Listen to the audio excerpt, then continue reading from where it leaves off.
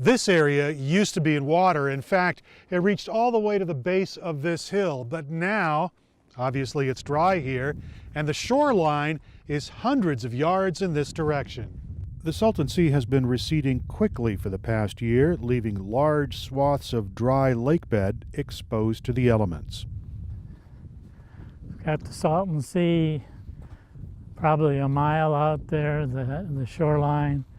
You see the playa areas here, that some of which has had IIDs, dust control measures on them. The California Resource Agency's Bruce Wilcox looks across the southern end of the lake, which is miles across, and the water here is already only a few feet deep. Most of that area, I believe, will be dry or close to it.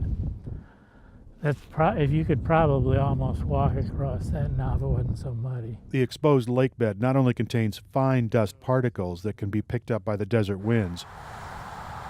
Local officials worry about pesticide residue from farm fields and other toxic materials from runoff. That's why California's first step on a long-awaited plan to deal with the situation got such a warm welcome back in 2015.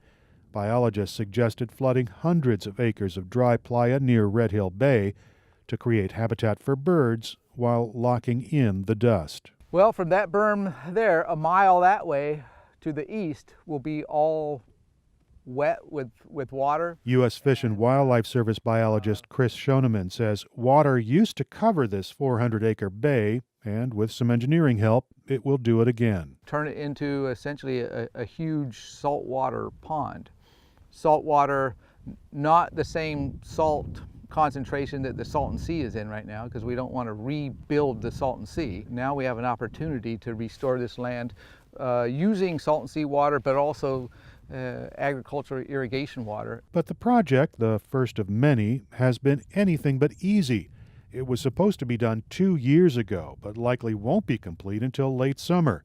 Schoeneman says engineers learned some hard lessons about working on the dry lake bed. We're working in very wet soils that look dry on the surface, but you start digging and the ground starts literally, it'll liquefy as your big equipment is trying to do its work out there, getting big bulldozers and excavators out there. But the berms are finally built, ready to hold the water that'll be pumped in. This pipe and others will be connected to a pump on a barge in the Salton Sea.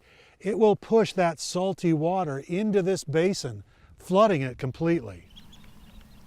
In fact, the idea is to create a water habitat like the nearby freshwater ponds managed by the U.S. Fish and Wildlife Service.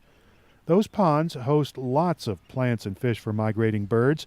The Red Hill Bay project will look more sparse because cattails and other freshwater plants can't grow there. It'll be a wide swath of shallow, salty water. This will be a bug farm for the birds that come here expecting to find food and continue on their migration. Once these saltwater ponds are complete, state officials can turn their attention to other areas of exposed playa.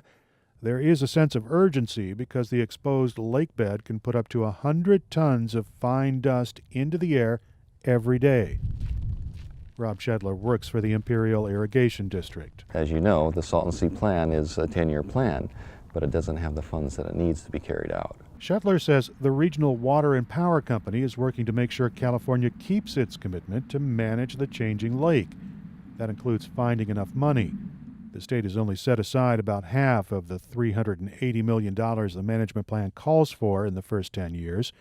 And the effort will continue beyond that with a multi-billion-dollar price tag. It was assured that the state of California would handle the restoration of the Salton Sea, and here we are more than 15 years later, and now the state has a plan. It just doesn't have enough money. And so what IAD is asking for, none of this money comes to us, okay? It is for these state projects to get built. And why? Because the people and the environment around it need it. IID is pushing for federal matching funds to double the amount of money available now. The lake, meanwhile, continues to shrink, and California's commitment to manage the Salton Sea's changing environment still isn't happening quickly enough to cover the exposed lake bed. That leaves open the possibility that a potential public health disaster becomes a reality. Erik Anderson, KPBS News.